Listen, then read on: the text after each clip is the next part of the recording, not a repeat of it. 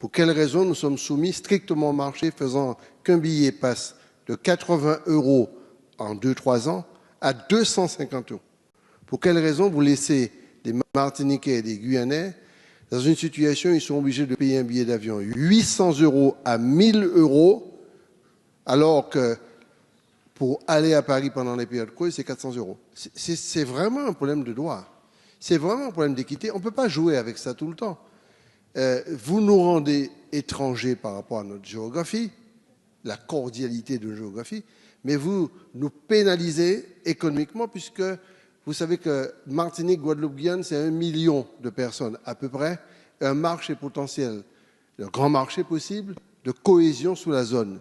Le handicap n'est pas que vouloir se balader en avion et payer 200 € ou 50 € ou 10 €, c'est pas ça le problème.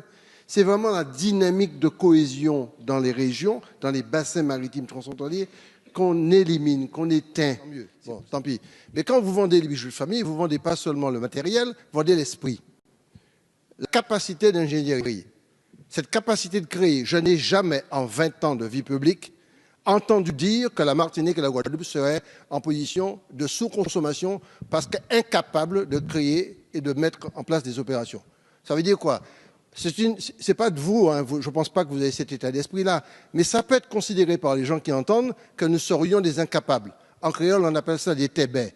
Vous savez ce que c'est des tébés? C'est-à-dire des gens qui ne savent rien faire. Ce n'est pas le cas. Nous ne sommes pas des incapables. On est capable de le faire. Et c'est parce que vous avez recentralisé, notamment pour la politique de logement par les SIDOM, que vous avez perdu la capacité d'ingénierie locale, l'invention locale, l'imagination locale. C'est ça qui est important. La deuxième chose, c'est que les 40 millions que vous avez mis, mettez-les ailleurs, rebooster les collectivités locales, retravailler sur la mise à disposition du foncier, travailler sur le désenclavement par le VRD, travailler pour reconfigurer notamment les dispositifs d'accompagnement pour la réhabilitation en centre ancien, ce qui était très compliqué, relancer la politique de logement insalubre. À ce moment-là, vous aurez une dynamique de reconsommation très active, locale.